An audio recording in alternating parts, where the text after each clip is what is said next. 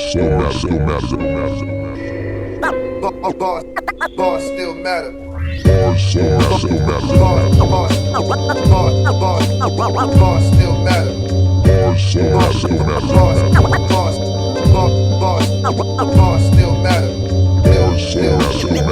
matter.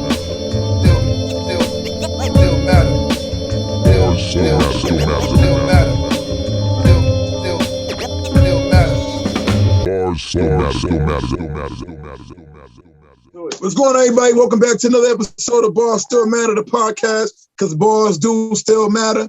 Got a special guest with me today. Come on, we're going to get right into it. Introduce yourself and tell them where you're from. Truth, I'm from Staten Island. And The Truth. That name is a lot right there. That name is a lot. Yeah, I hear in your songs too. Because we got another platform we call True Talk Sessions. So I love everything. To me is about the truth in life. You know what I mean? Right. When I listen to your songs, I feel like that's what you give too. You feel what I'm saying? Yeah, I'm just real raw and honest with everything. You know, there's no gimmicks over here. There's no pretending type shit. You know, this is this is who I am. Who were some of your influences growing up? Like the standard, you know, Big, Nas, Jay, you know, that's my boy right here. Tupac. My favorite is Stack Bundles. That's my favorite artist ever. See, there it goes. I like that. See, yeah, go ahead. So I come right from that lineage, though. You know, Stack. That's my GOAT right there. Nobody can tell me different. I appreciate you for adding somebody different than the normal names that everybody say. Yeah, Stack was taken for us too soon, man. Stack was a problem. Man. Man, he was. Yeah. He was. It's like the saddest story, you know? Yeah. For me, he had so much potential. So Staten Island has a lot of talent. It's given us a lot of good artists from out there throughout the years of hip hop. And you seem to be carrying on the torch. Is that something you aim to do? You know what I mean? As I've seen for myself already, you have been making a statement and saying that for the past 3 years now. Yeah. So yeah, what's the whole movement behind it? No, it's about where you're from, you know? Yeah, buddy. It's about where you're from, you know. So I always knew that you know, when I started dropping music, that I had to, you know, earn the respect from where I'm at first. You know, that's why I did the record Where I'm From. You know, I flipped the Jay-Z beat. That's why I flipped the ice cream joint, you know, and did the Woo Shit record. You know I gotta pay homage. You killed that too, that flow. Thank you. I mean, I like the whole scenery anyway. I'm a street nigga, so I like how you had the store in the background, nighttime, but that flow, you was bodying that. Go ahead, my bad, go ahead. Yeah, no, you're good, man. I appreciate that. And you know, it's got to be about where you're from, man. You got to get your borough behind you. So I feel like I've been doing a pretty good job at, you know, getting the support out here the way, you know, I should be. And that's really it. You know, I'm big on Staten Island. I love Staten Island. Staten Island don't get enough love. You know, it's always about Brooklyn and Queens and the Bronx, and you never really see any love for Staten Island in hip hop other than Wu-Tang. You know, they know that Shaolin and everything, but anything new, you know, new artists is difficult. You're right. There's no denying that. You're actually all right, because even before Wu, it was like hard for Staten Island for some reason. I don't know why. But you know what, too? They treat Staten Island like they treat New Jersey. Yeah. Because New Jersey artists had the same problem, whereas other artists in other areas, or just fans, period, in other states, always relate any artist from the East Coast that they're from Brooklyn or Queens. You know what I mean? It's like it can't be no other parts that it could be from. So you're right. Wu-Tang was the only ones, and then they went right back to it again, like, not really trying to give Staten Island artists they shine. And y'all have good quality of talented artists that come out of Staten Island. So I don't know what the problem is. Just like every other borough, man. Yeah. it don't matter where you're from, man. Talent is talent. You either got it or you don't. And there's people that on Staten Island that are super talented, you know? Yeah. You had first of all, this is like a two-part question. One, that was a dope idea with the season projects. You had a series of season projects, Right. which was dope. So as an idea, I was working on to do a series of projects that all had the number 7 in it. Okay. And it was going to be 7 tracks. Then when I went back and looked at your projects, you did that too with 7 tracks on each project. What was the whole idea behind that? What made you come up with that concept of doing the seasons too? Because I don't think that's ever been done before. Never. Yeah, so go ahead. It hadn't been done. All right, so I'll start with the 7 tracks EP thing. Like that came because I forget who it was. Yeah, I know, fell down. I think Kanye started that because in order to be Grammy to be considered by the Grammy committee, it had to be 30 minutes. A minute, yes. 30 minutes of music to be considered an album, to be considered for, a Grammy, if that was the case. So other artists started taking that idea like, oh, we don't have to give 20-something records and put out this because the attention span of the consumer in 2021 is not like it was back then in the 90s and 2000s because people it's instant right now with social media. It's like everything's instant. They want it right now. They need to hear it right now. And then even after you drop something, it's like, what's next? I need the next thing. And so to give 7, I think 7 songs, 30 minutes is like a good pocket because it's quick. It's something you can listen to on your bus ride to work, the train ride to work. It's something you can listen while you're working out. It's not, you don't have to dedicate so much time to it. And if you do it the right way, it's short and it's sweet and it hits right. And then the 4 Seasons thing is something that I was listening to sometimes I reset my palette, right? So I'll listen to other music. I won't only listen to hip hop. So I call myself on the classical channel on XM satellite radio. And it was that composer from the 17th century his name was Antonio Vivaldi. And he did a composition with the 4 Seasons and catered the sounds to try and sound like, the seasons. And when I heard that and I seen it, I went and I went to go see if somebody had did that in hip hop as a series of EPs, and nobody had done that yet. And I thought it was a great idea to do that, and it worked because it gave me something to keep working towards. Not just I could name the EPs, I could spin it off The Truth and stuff like that, but I wanted something different, and that was different, and it worked out. It worked out pretty well, It's dope. Thing. The covers too. The covers all fit. The themes and everything. The whole project was like all the projects were dope with that. So it's dope. Thank you. I feel like I won't even say whole 2020. I feel like towards the end of 2019 and then the whole 2020, you was very consistent. Yeah, very consistent.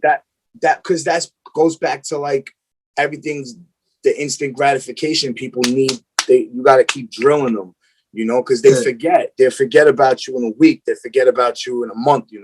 So unless you are constantly drip feeding content to the people, your buzz. You cool off. So I never wanted to cool off. I wanted to stay on it, and I have the ability to create a lot. So I had all this music, and I just kept hitting. Is it hard during the pandemic and in these times, and as an independent artist, to juggle being a family man and an independent artist? Yeah, it's hard even without the pandemic because. And hold on, and the thing is, I had that question prepared for you because of something you said in the song when you was like, I think it was in relation to if you passed away just to make sure your kids are okay. Right. It Yeah. was Yeah. something in Yeah. that manner. Yeah. And Yeah. it's weird that It you was had your Fly kid High here with record. you right now. Yeah, I'm Yeah. sorry. It was the Fly High record on the beach. We shot Okay. that video on the beach. Yeah, I was saying, you know, how many of my friends would take care of my family if I passed away or something like that. Yeah. You know, and but yeah, it's hard. It's hard. The balance, you know, because you work all day and then you come home and that's not it. That's not the end of the day for you as a man. You come home when you're a family man, you walk through the door and that's like job number 2, you know? So Yeah. you got the kids running up to you and now they didn't see you all day. So they want your attention and you got to do that. You got to have balance, man. And you got to be able to, stay motivated. And I feel like I asked you that because I feel like each project, I feel like you've been versatile in each project. You always give some personal records. And if not personal records, you have personal lyrics in the songs. So that's why I wanted to ask you that, because when I'm listening, I'm like, he talks a lot about family stuff too, not just bars. You know what I mean? So I'm like, you splash that content in there with your bars. So that's why I wanted to ask you that. I'm like, yeah, he seems like he's a family man. So, I feel like it was a good question to ask you. So like, art is a reflection of self. And I feel like that's one of the missing components in hip hop today, is that art is no longer a reflection of self. It's not an escape. It's not a healing process anymore. It's not about the art anymore. It's more about a clout chase, a flex, very braggadocious these days. And that's okay. I get it. But you got, like, even with life as a family man, there's balance there. You have to have balance within the music. So my music is not just who I am today, but who I was and who I'm hoping to become. And you blend all of that in. And when you're projecting, these are just the things that pour out of me. So my family is a big important part of my life. So of course, during the process of creating, there's thoughts and ideas that run through about them, and that's a reflection of now. And then when I talk about the street stuff and the jail stuff and the shit that I used to do, that's a reflection of who I was. So and then so on and so forth with the future and what I wish to be. It's all there. So I feel like I do a pretty good job at keeping the bar work there, but also dropping them gems in between. And you have some good sparring sessions with Rem Thomas, Nems, Mean Streets, which that one shocked me. I'm like, oh, and you know what I mean? Not a lot of people, because I've been in tune with him for a minute, and not a lot of people are in tune, but you got some good, I like the selection of features that you choose, because it complements the artists that you are. You're picking artists that, it's other artists you had on projects too, that I figure they're independent artists that you know personally, but the ones you picked that like are Nems, known. I got the Nems record too. It's funny because me and Ren we have real good chemistry on records. We've done 3 records together. So okay. Yeah, we've done 3. One was on the autumn project, one was on the summer project, and then we did a single that dropped for this producer out in Detroit. But me and Nems actually had the conversation, because he comes through and he records over here with me, and sometimes the features that he gets like kind of bug me out a little bit, because I'm like, man, this is bad. But in his defense, he's he gets paid, so it's a job. He's getting paid to do these records. So, but I say that to say this, I'm like, I would have never sent you something like this. Like, for me, I would never send you something just for the views or for the play. Exactly. I wanted like I sent you something because I knew I was able to hang with you. Like, we're gonna spar with each other on the record. And and he said to me, he's like, yeah, and that's the reason why I went as hard as I did, because you went that hard. So when you have an artist that you're working with that snaps on the record, you have to snap. You can't give a half-ass verse because then that's a half-ass song. So, you know, I pick artists to work with that I know can either hang with me or I can hang with them and then showcase my talent to their following, you know, because if they like them, they're gonna like me too. So the Ren Thomas, the Nims, and the King Streets, those three are. I say, yo, he's picking the right artist. That it's equal sparring sessions when he's on the track with them. So I did notice that. Yeah. I did notice that. You got the well, hold up, before I ask about that, let's touch the 22G diss track. Because you're the only artist that did that so far behind this little controversy that started. So tell the people all about that. All right, so the 22G's thing, like the night, I think like the night before I dropped, that was like Thursday night, and I had everybody DM me like, yo, you see what 22G said, blah, blah, blah. Now, I don't know that kid CJ personally. I never met him. I never seen him. Like, I'm not his friend. I know of him, and then of course, now I know of him because of the Whoopty record. You know, congratulations to that man for that success. Whatever controversy is surrounding him regarding the whole he's not Whoopty thing or stealing records or whatever the case may be, that has nothing to do with me. That's none of my business. So I didn't. That's not why I dropped that record. I dropped that record because, you know, he when in his response to CJ or in the way he was talking shit to CJ, it was like, oh, Staten Island is soft. And I'm like, maybe Staten Island has a lower crime rate than the other boroughs because Staten Island also has far less people than the other boroughs. So the percentages will be what they are. But there's really like nothing sweet about certain parts of Staten Island, just like Brooklyn and Queens. And you can't just walk down on the North Shore in Stapleton and Park Hill and say all of this fuck Staten Island soft shit and think you walking out of there without like getting slapped in the face or getting shot. Like it's just, that's not gonna happen. So he clearly he's never been in Staten Island. That's why he said the dumb shit. So good, but whatever the case may be, in him getting wrapped up and talking shit about CJ, he dissed the borough. And I'm big Staten Island. So, you know, for me, it was like, all right, so I'm gonna like teach him a little lesson, you know, and slap him around a little bit on the record. And I did. And I didn't say nothing about CJ in the record.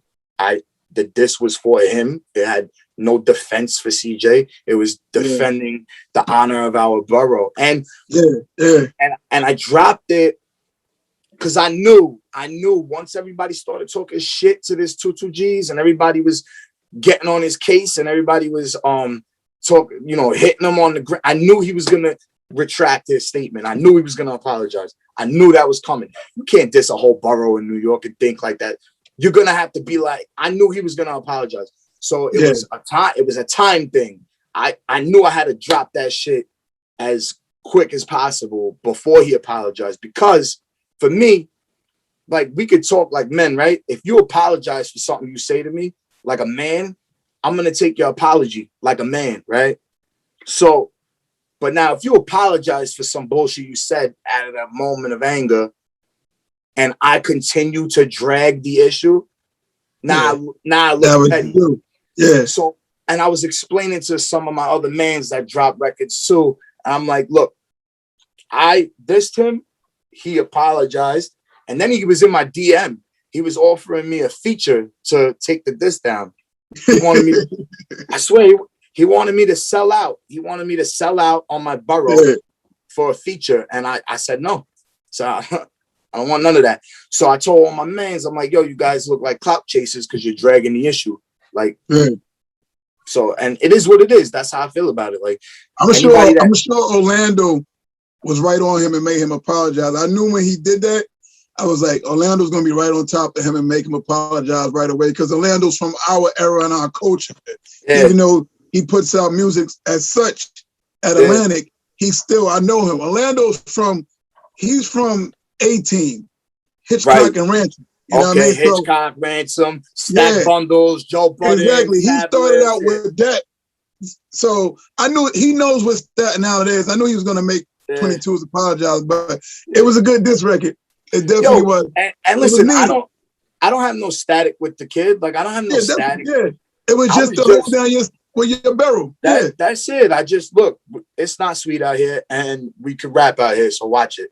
That's it. yeah, That pretty much yeah. is it.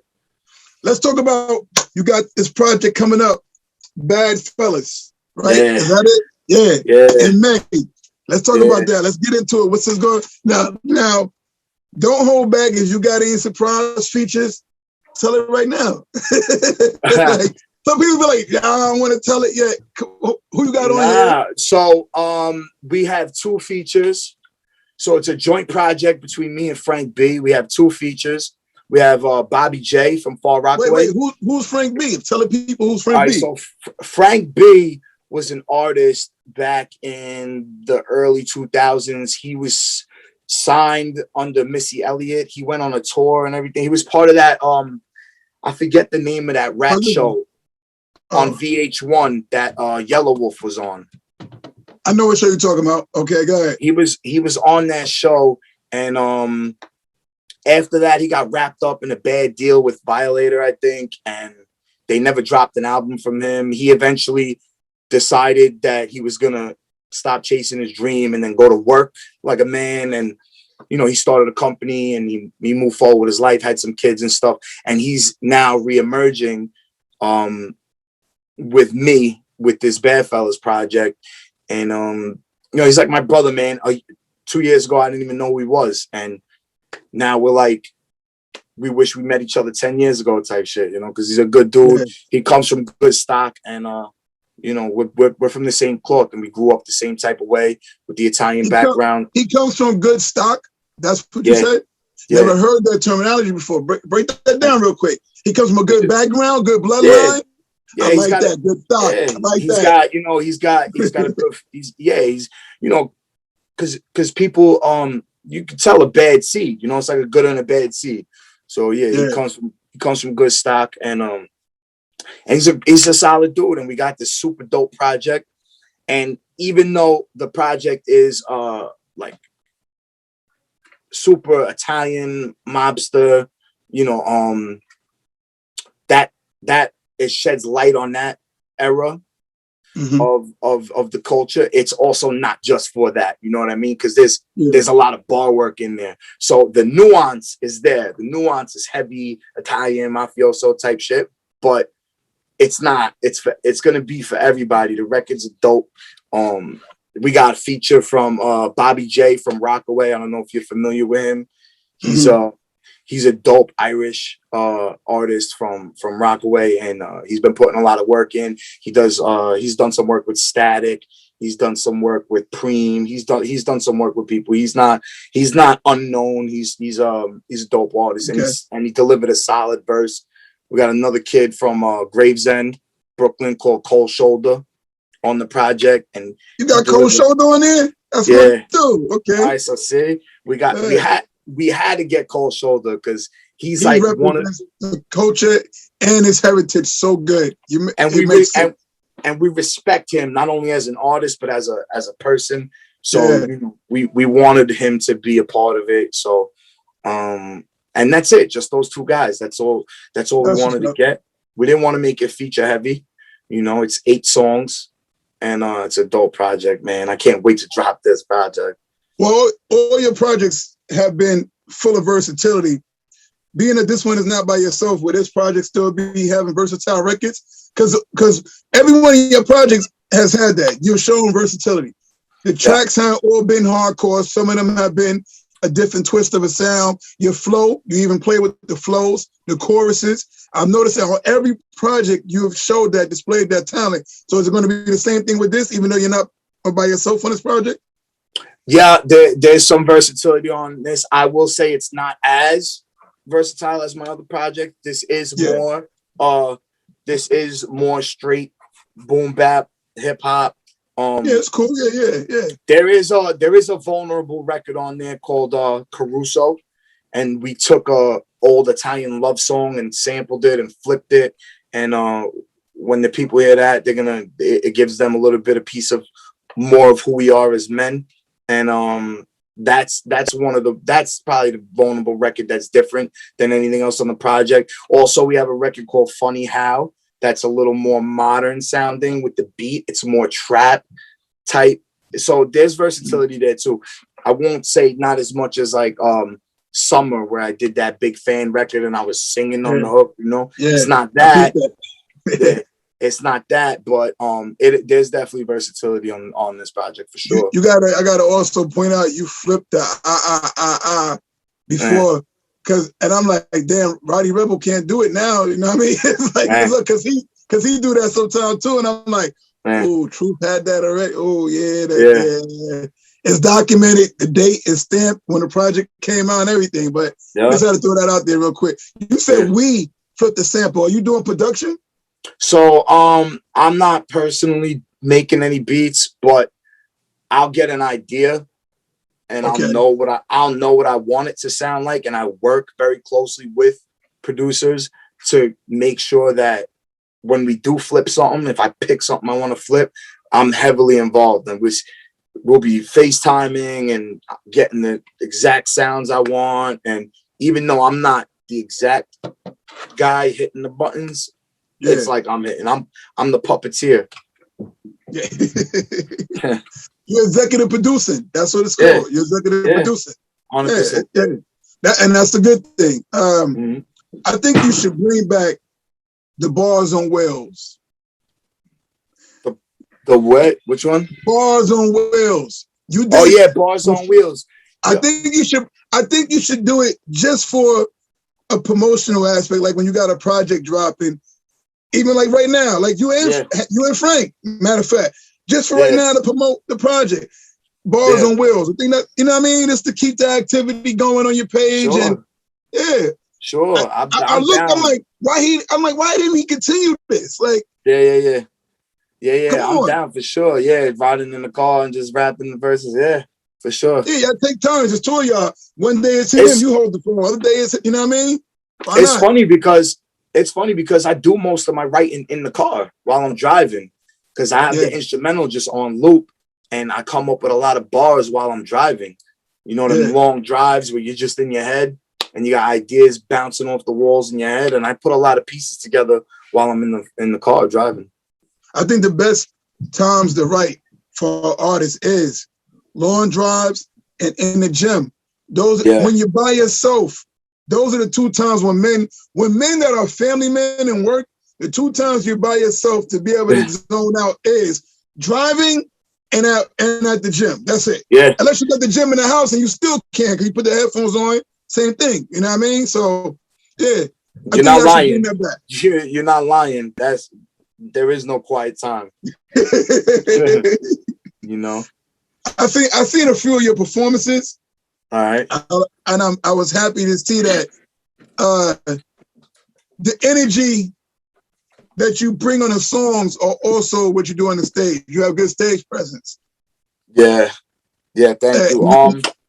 So in high school, I had to take like an elective class. Like I was forced to take a class, and it was either like art drawing, like an art class, or theater class. So I took the theater class, and one of the things that I learned how to do in the theater class was stage presence and using your stage voice. So being loud, you know, and almost obnoxious, because you're on stage, and in theater there's no microphones. You're just using your voice for the crowd. So there was so I learned how to kind of move around on the stage with that class. That was really it. And so when I go out to perform, that's another thing I do too. When I write as if I'm performing. So I write. I was going to ask you that. You jumped ahead, but go ahead. Yeah, that's what's I write to and I try to think about, if I'm on stage delivering it, how is it going to be received? So a lot of times I'm writing to an audience that's not there, and then when I finally get in front of the audience, it's just normal. It clicks.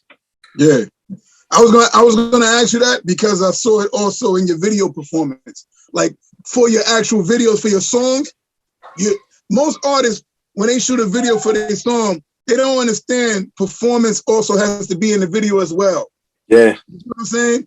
So you're not just rapping, you're performing. Right. My director be telling me, yo, calm down a little bit, because I be too extra. Don't calm down, man. Keep that shit going, B. No. Sometimes I be too wild with it, but yeah, you're performing the record. So yeah, you know who was who I used to watch a lot that would perform his bars in battle rap, Murder Mook. When Murder Mook would be battling, he'd be like almost animated the entire time, animating his bars. So I get a little bit of that from him too, because you're performing. It's not just standing there rapping. It's got to explode out of you. Now you got to give people something to look at. So you know, it's all part of the package. You know, some guys can rap real good, but they don't have a voice. And some guys have a voice, but they can't rap for shit. And then some guys just don't have nothing, but they still rap. You know? Yeah, that's actually something I've been telling artists for years. And it's refreshing when you hear other artists say it, because when we used to do the radio show in Bayonne, New Jersey, I used to always tell artists that, like, you're either going to have one of the three or have all of them. Right. That's basically it. You know what I mean? Like, that's basically it. And I said one of the three because artists have succeeded with having one of the three. You know what I mean? Like, sure. It been some trash rappers that have had a good voice and succeeded with it. You know what I mean? So sure. I think the most important thing is the voice. The most important thing that will set you apart from everybody is your voice. And then the bars. And now if you got both voice and bars, you're good. You could be the ugliest motherfucking creature walking on the face of the earth. But as long as you got a voice and you got good bars, you're good. You'll be all right out here. Let me ask you a question based on that. Something from my personal experience. You saying that right now, right? Do you feel like a person with a voice grabs your attention first before any other type of artist? Yeah, bro, because it's the sound. That's been my thing. It's the sound. That's what brought me to you. When I hear a voice like yours, the passion and love I have for this music, for some reason, quick pause, I'm attracted to that aggressiveness of music. Yeah, I'm making you feel what I'm saying. I'm not just saying it. My voice is that pain. I'm giving it to you, like I'm letting you have it. Like here, you feel what I'm saying. And a lot of artists, they don't understand that. They think the microphone does all the work, you know, or the engineer does all the work. Man, you gotta deliver that. It might sound real good in your head and you might say it real good, but you have to deliver that energy, that intensity. People gotta feel you. Like that's when you get the chills, man. When people give you chills, you feeling what they're saying. So sound to me is the most important thing. It's got to sound appeasing. If it don't sound good, then I'd be like, he's all right, he can rap, but don't sound good. You know, his voice is not good. That's what I mean. Has Wyclef heard that Fuji line yet? I don't think so. No. I don't think so. Somebody needs to get that to them, any one of them three, to hear it. And I feel like if Wyclef hears, I'm singling him out because he's still active around other artists and up and coming artists. You know what I mean? Right. He's somebody who still goes out there and be like, yo, and sheds light. I feel like if he heard that shit, man, he gonna be like, yo, thank you. Yo, you caught it. You couldn't just go on that record and bullshit. That was tough. No, and they flipped it nice. The producer flipped it nice too. Yeah, you know, so a lot of artists also make the mistake of sampling an older record that's a classic and then rapping on it, and it's not that good. You know, when you do a record like that, you have to make sure you're on point. You're to make a classic record your own from a legend. you really have to do it justice. So I feel like I'm pretty good at doing that too. Is when I get on it, when I jump on a classic beat, that I pay the homage and perform the way it's supposed to be done, because I come from the mixtape era, right? So back before anybody could get their music up and everybody was doing originals, because it wasn't like that. When you were coming up in the 90s and the early 2000s, nobody put out rap on instrumentals. Nobody, you were rapping on instrumentals that you were listening to. So how many people did the Whoa beat and the Nuck If You Buck beat and all the Jay-Z beats, and if that's how you got noticed, by killing somebody's beat. And it's still a good strategy, because now you're the music, you recognize the music, right? So when you recognize the music, you're automatically inclined to listen, right? So you hear the Fuji La beat, right? Yeah. And you're like, right away, you didn't even hear me rap yet. You're like, no, you didn't. You know what I mean? Like, no, he didn't do it. You know what I mean? So you want to hear it. You want to hear what I did to it. And then when you hear it, oh, he did that justice. Like AZ, I did the format beat on my first project, the Wasted joint. It's my outro. Killed that shit, man. Made it my own. You touched that Wu-Tang classic though, man. That's his #1 right now to me, because how you did that flow. It's #1. But the Fuji La, because I think it was Rikers that grabbed me first when I came across you. And then it was the Fuji La Sword. Then that made me go listen to all your stuff.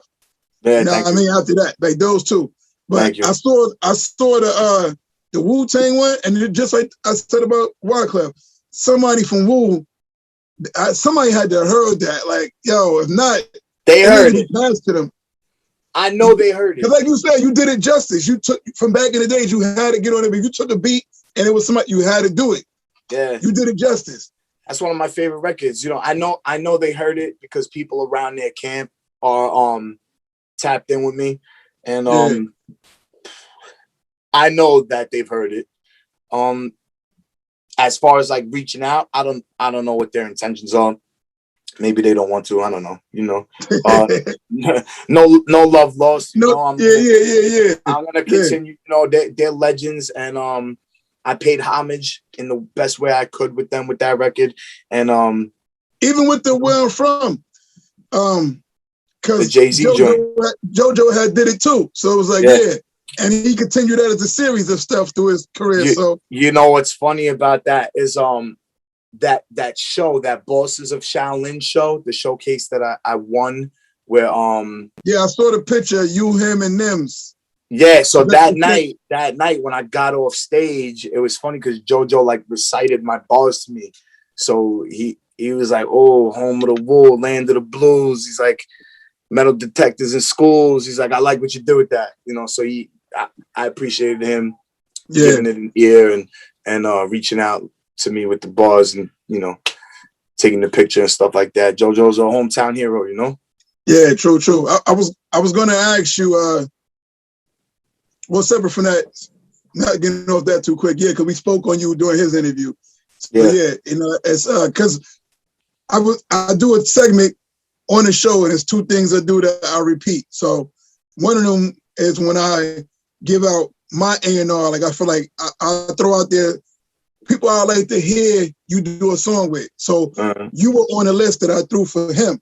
You know what I mean? But I'll get to yours though. But I was gonna ask you a question like, what do you feel you contribute to hip hop? But I feel like this whole interview, you answered that already. So I just wanted to tell you that was one of my questions, but it's scrapped now. Thanks. Your responses kind of already answered all that. You know what I mean? Like, I feel like that. That's a dope question, though. You know, I like that question. That's not a question that people ask. It's like, you know, what did you do for hip hop today? Type shit. You know, like you can't just take. You can't just be a taker. You got to be a giver. So, I love that question. And you know, I feel like I'm following in the footsteps of everybody before me, and I feel like I'm doing it right, and that I'm following the model and I'm delivering the way I should be. And putting out good quality music. I'm not forcing anything. I'm not in it for the clout or the fame or of course everybody wants to be rich, but that's not why I started doing music. I'm in it for the betterment of the culture and to put myself in a position not only to win, but to put myself in a position to possibly help somebody else win one day, So as long as I continue with my morals and my integrity and shit like that, I think I'll be all right, Yeah, yeah. So, all right, here we go. My 2 things that I do for every show. First one, what does bars still matter mean to you? Everything, y'all. I love the platform. I really do. Because there's no balance anymore, like I've said. So you guys are not sold on you're not sold on the trend. Whatever's trendy, like the drill beats are trendy right now. Everybody's doing that. Trap was trendy. You guys are about the art and about the integrity of the culture, and that's why I appreciate the platform and I fuck with you guys heavy. Yeah, we fuck with you too. We threw the freestyle up on YouTube this week too, because I figure as we start to have the YouTube page growing, I want people to also see the freestyles that's on IG so they both can coexist with each other. You know what I mean? So, yeah, for sure. But all right. So the last one, as I said, I do the A&R statement when I put it out there. The collabos I would like to see. All right. Okay. First one I would like to see. I would like to see the Truth with a Fat Joe record. Yo, that's so crazy. Because when I was that's so crazy. Because when I was a kid, people used to tell me I sounded like Fat Joe when I was younger, though. So it's a little different now. But that's so funny. Fat Joe's also one of my artists that I listened to throughout my life that, molded this Truth guy you see here today. Fat Joe was definitely heavy in rotation as a kid. I would like to see you flip one of his classics too. You know what? I'm gonna do it. I'm gonna go in now and see about some Fat Joe instrumentals. Right. I'm gonna do it. But whoever, as we grow, I put these out there because I want these type of things that I'm saying to come into existence when I do these interviews. So that's why I need to hear the Truth and Fat Joe together. I would love that. Hell yeah, I would love that. With Smoke. The other one is an artist by the name of Flash. And on Instagram, his name is Flash is Hip Hop. Right? Flash. Look him up. Flash is Hip Hop. I'm gonna look him up right now. I think you two on the track will sound dope together too. He's done some good features with his last album. But besides the features, he's contributing a lot to hip hop, to the culture. He has bars. He has a good ear for production. And I'm like, yo, him and the Truth on the track would be dope too. All right, I'm gonna tap into him after the interview. I just followed him, so check him out. So that's what I do for each episode. I do a segment of those 2 things right there. I see you like the those too. I see you like the Mexican beer. I worked in a restaurant a lot in my lifetime. So the Spanish guys in the kitchen put me on to the Modelos because I was always coming through with the Coronas, and they were like, "That's trash. Drink this." And they put me on Modelos, so now that's like my drink of choice is a Modelo. Better than Coronas, though. They do. Yeah, they do. I tell people Modelos are way better. I worked at a construction spot in Queens, and the Hispanic guys, they put me on it. And they would go get it. They would go get them during their lunch break. I was like, yo, what the fuck? You're bugged out. I'll wait till we off of work. All right, I say. I ain't fucking with y'all. Catch me at the evening time. Done. I'm gonna be over here. All right. Yo, man, I appreciate you, man, taking the time, yo. You know what I mean, to be on the show. You know what I mean. Ever since I came across your music, I've been fucking with you. By the way, I messed up because in the beginning I usually introduce myself too. So my name is Ra, aka Ra Grizz. You know what I mean? So now we know each other. Look forward for more music from you. Don't be a stranger to the platform. And if you can, the dude Frank B, send me his stuff. Let me hear some of his, so I get familiar with him too. I'll send you his Instagram. I'll send it to DM cool. so you have it and you can tap in with him. And he's dope, man. He's an artist, and that's why we gravitated to each other, and we're very similar lifestyles, you know, family men with kids, but we've been there, you know, we've been there, and we have similar stories to tell, so it works, you know. There's real chemistry there, not just as rappers but as men, so it just works. And he's a dope MC. I think you'll like him. He's got a lot of bars. He's got a very strong pen. That's what's up. This is Bars Still Matters, another episode. I thank everybody for tuning in. You know what I mean? And shout out to our guest, The Truth. You know where that Bars Still Matter, right here. This platform, that's where it's at. You heard? We out. Yo, we're gonna have you send all your info. I'm gonna give you the email address. Send everything, because we're gonna put it in the YouTube links. Whatever you want, your info, people can find you. Your links to your music too. Send all that. You know what I mean? All right, dope. When the interview comes out, I'll let you know, because it's like I see people not really catching what we're doing. So I got to tell you about it. It's going to be on Fire TV and Roku as well. Okay, dope. You know what I mean? Dope. So yeah, that's really the focus. The YouTube is being there, and I wanted to build up, but the focus is really that Fire TV and Roku TV too. You know you guys have a dope concept, man. Especially because we don't get enough attention anymore. Artists that still do the bar rapping, and there's not enough of a light on us. The light is all on the young generation, the bouncy music, the club music. I get it. Listen, and man, I get it. I'm not anywhere near a hater. I like some of the stuff too, but at the end of the day, everything needs balance, and there's some real dope talent that are still spitting bars that are out here that need the light, you know. And I feel like I'm one of them. RJ Payne, Ren Thomas, like there's guys out here smacking tracks, and they're just not getting the attention that they deserve. And it's a shame, because it's like a waste of talent. Yeah, you know. Thank you for the compliment as well. Nah, bro. Yeah, you guys said dope. I love it. I appreciate it. Stay the way you are, man. I appreciate the way you are. It's refreshing. You know what I mean? Like I said, because I didn't expect, going by your videos, I didn't expect to hear those type of projects. That's why I was like, oh, this motherfucker got flow, he got hooks, he got the versatility is what caught me out there. You know what I mean? And depth, man. It's not I'm not just flexing. Like, and sometimes I feel like some of the stuff like I've done videos for and the stuff that I'm showcasing, I feel like that there's so many layers behind that stuff that I want to show people. But you know, you got people around you like, nah, put the Woo shit record out, it's hard. And then I got a record like Company where I got my kids on the record and stuff like that. And that's I feel like that's a hit record, not Woo shit. I feel like Company, like that song is a fucking hit, man, because that's real like life shit, you know. But keep that balance. Keep that balance. Yeah, keep that balance, because the balance is what's gonna keep you separated from just the hard.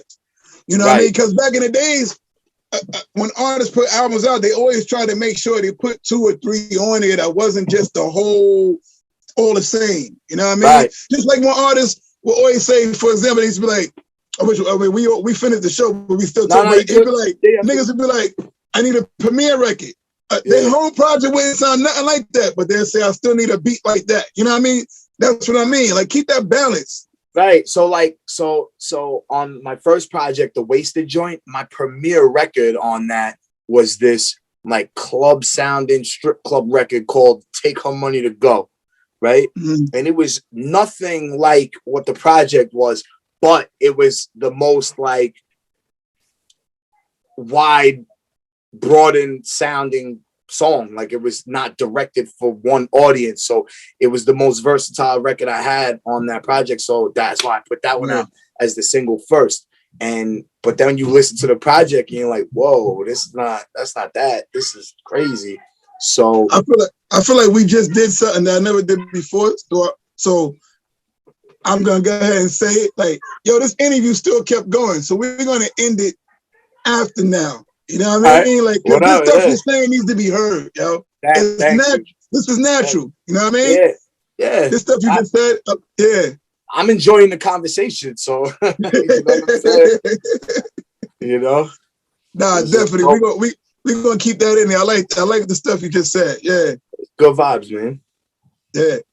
So I'll let you get to the family, man. Yeah, I hear my wife screaming at something. So I tell you we're gonna put the info in the YouTube, but get yeah. info anyway for people. It's the Truth_Staten on all platforms. Is my main platform is Instagram. That's where I got my most following. That's like my landing ground.